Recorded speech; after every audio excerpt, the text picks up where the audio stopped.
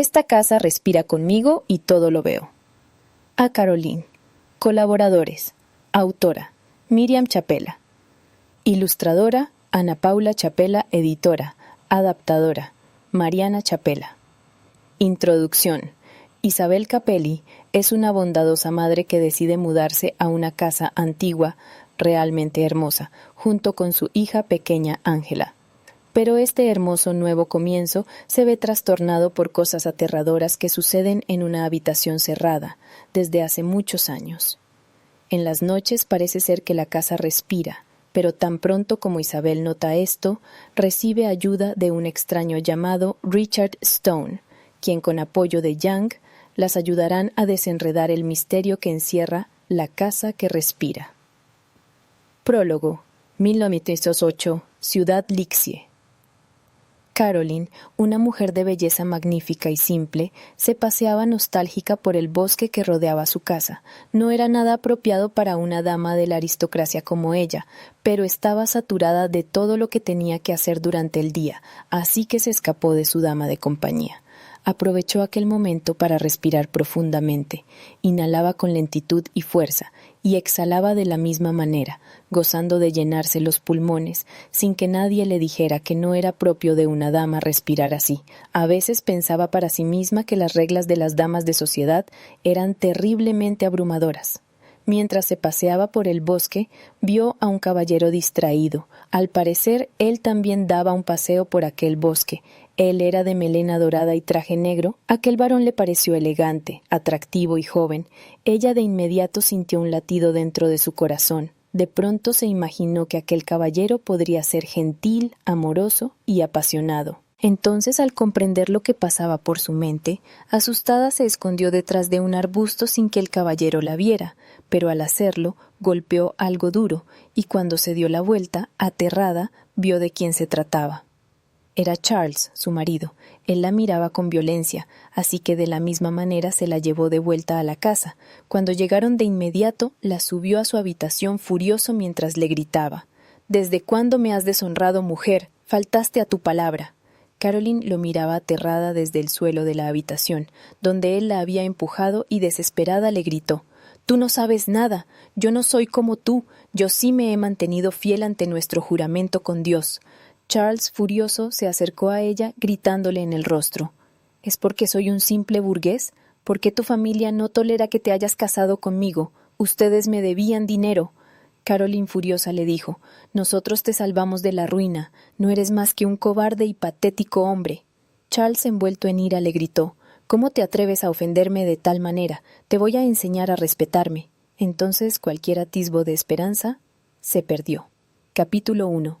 Un nuevo comienzo. En una ciudad lejana llamada Lixie existía una hermosa y antigua casa. Debido a los años que había permanecido abandonada, se veía desgastada, y los lugareños decían que esta misma era peligrosa, ya que cosas extrañas sucedían ahí, pero todo eso estaba a punto de cambiar. Una mañana clara de octubre, una mujer joven muy hermosa de nombre Isabel Capelli decidió comprar la casa y mudarse ahí junto con su hermosa hija Ángela Capelli. La pequeña, de 2 años de edad, era igual de bella e inteligente que su madre, así como suspicaz. La mujer había contratado a distintas personas para limpiar, reconstruir y reparar la antigua casa. Estaba quedando maravillosa. Parecía ser un lugar muy pacífico cuando los rayos del sol alumbraban la propiedad. Se destacaba la belleza misteriosa de la casa, tanto como para ignorar que aún había ciertos lugares en reparación, nada grave, pues la casa era habitable. Era un lugar armonioso y perfecto para el comienzo de la familia Capelli, pero en la noche la tranquilidad se iba para darle lugar al siniestro sonido que provenía de una de las habitaciones de la casa. Las extrañas cosas que sucedían en este hogar comenzaban por suceder principalmente en aquel cuarto cerrado. La puerta estaba bloqueada, completamente atorada, al igual que las ventanas, y ya que no le habían entregado a Isabel la llave para abrirla, era imposible entrar en aquella habitación. Según la corredora de bienes raíces, la llave se había perdido hace muchos años. Todas las noches se escuchaba un ruido estruendoso. Parecía ser una respiración que venía de esa misma habitación. La primera noche, Isabel decidió no darle importancia, pues debido a que la casa era antigua pensó que se trataba de algo mezquino. Al pasar unos días, ella comenzó a preocuparse, pero no se alarmó, pues seguía pensando que conforme avanzaran las reparaciones, ese sonido siniestro desaparecería.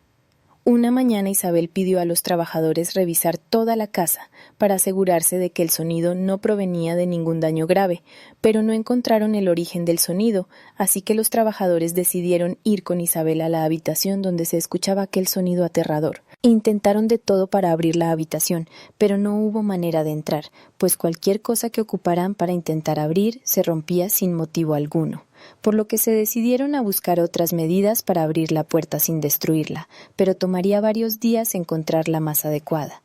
Una noche Isabel dormía con su hija Ángela, cuando de pronto se escuchaba de nuevo la escalofriante respiración.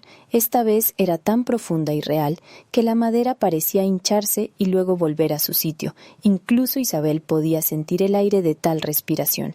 La mujer temía por la seguridad de ambas, sobre todo de su pequeña hija, y cuando más nerviosa estaba, un rechinido extraño se escuchó, así que Isabel decidió seguir aquella respiración y averiguar qué había sido aquel rechinido. Aquel parecía venir de la misteriosa habitación frente a la suya. Isabel estaba nerviosa, pues mientras más se acercaba a la habitación más fuerte era el rechinido. Justo cuando iba a tocar la perilla, un escalofrío le recorrió el cuerpo al ver que la puerta ya estaba abierta, tan solo estaba emparejada.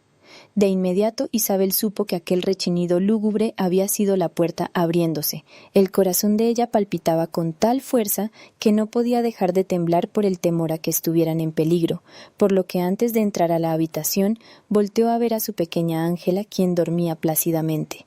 Cuando Isabel por fin se decidió a entrar en aquella aterradora habitación, lo que vio la dejó paralizada. Se trataba de un hombre real de carne y hueso, con alas en la espalda. Isabel estaba a punto de gritar, cuando aquel hombre voló rápidamente hasta ella tapándole la boca y empujándola ligeramente contra la pared.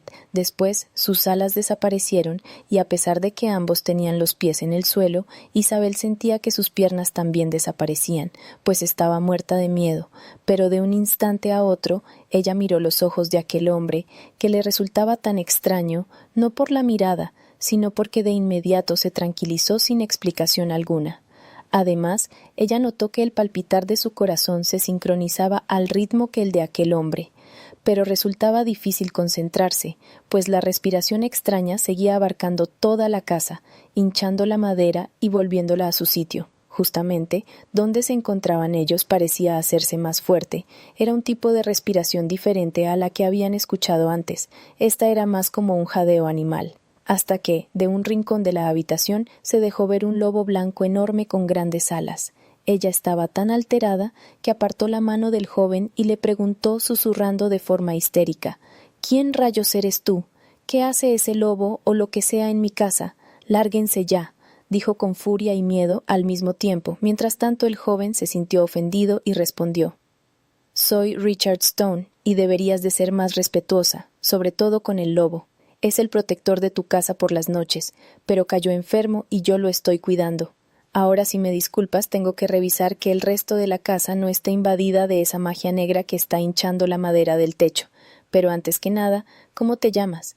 Me parece justo que te presentes también», dijo con cortesía, a lo que la mujer respondió: «Soy Isabel Capelli. Me mudé aquí hace unos días con mi hija, pero ¿a qué te referías con revisar la casa? No existe tal cosa como la magia, y mucho menos aquí, ¿o sí?», dijo con temor, mientras miraba a Richard con ansiedad, a lo que él respondió: «Solo protegemos la casa con la magia blanca que poseemos, ya que alguien la maldijo hace años y ahora que lo sabes, la casa también tratará de dañarte, tal como el caso de Yang, ese majestuoso y sinvergüenza lobo protector, aquel del que te hablé», dijo mientras señalaba a la hermosa criatura, quien se le acercó como pudo en señal de paz. Isabel estaba asombrada, cuando de pronto recordó algo que la dejó aterrada. Un escalofrío en el cuerpo la recorría cuando gritó: «Ángela, mi hija, también corre peligro». Dicho esto, Isabel corrió rápidamente a la habitación en donde se encontraba Ángela. Detrás de ella fueron Richard y Yang. Cuando por fin llegó, Isabel cautelosa tomó en sus brazos a su pequeña niña, quien al despertar quedó asombrada y maravillada al ver a la excepcional criatura de nombre Yang. Pero de pronto la casa comenzó a mover los azulejos del piso, de un extremo de la recámara a otro, pues la aterradora casa tenía como meta hacer caer los azulejos sobre ellos. Sin embargo, salieron rápido de la habitación mientras la misteriosa respiración se hacía más fuerte, casi ensordecedora, así que Richard, Isabel, Ángela y Yang se dirigían a las escaleras. El barandal comenzó a convertirse en serpientes venenosas, y los escalones detrás de ellos se levantaban hasta el techo queriendo hacerlos caer. Ellos eran más rápidos y justamente cuando por fin llegaron a la puerta de la entrada se cerró con llave, así que Richard, alarmado, le preguntó a Isabel: «¿Dónde tienes la llave? ¡Rápido!». Isabel respondió: «No lo sé, las dejé justo aquí, colgadas junto a la puerta. Ya no están». Yang, al escuchar de un golpe, a pesar de su ala herida, derribó la puerta, así que todos salieron tan rápido como pudieron, y Richard sugirió, mientras corrían, quedarse fuera de la casa hasta que perdiera su poder por la mañana. Isabel, atónita, dijo: «Entonces, ¿dónde pasaremos la noche? Los trabajadores llegan mañana. Tengo que estar lista para recibirlos». A lo que Richard sugirió: «Tienes un almacén pequeño justo allá frente a la casa. Está considerablemente lejos. No nos ocurrirá nada ahí. Podemos acondicionarlo para descansar ahí. Además, debo curar a Yang», dijo mientras señalaba el lugar, por lo que Isabel, sin remedio, accedió desconfiada. Capítulo 2. La verdad.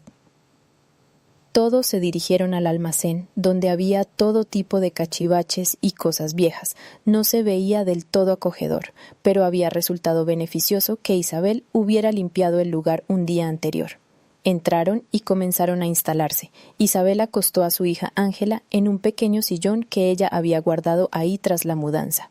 Una vez que terminó, vio que Richard flotaba de nuevo, mientras ponía sus manos sobre Yang, dejando ver las inmensas alas de ambos, seguido de una luz blanca que salía de las manos de Richard, la cual parecía sanar a Yang.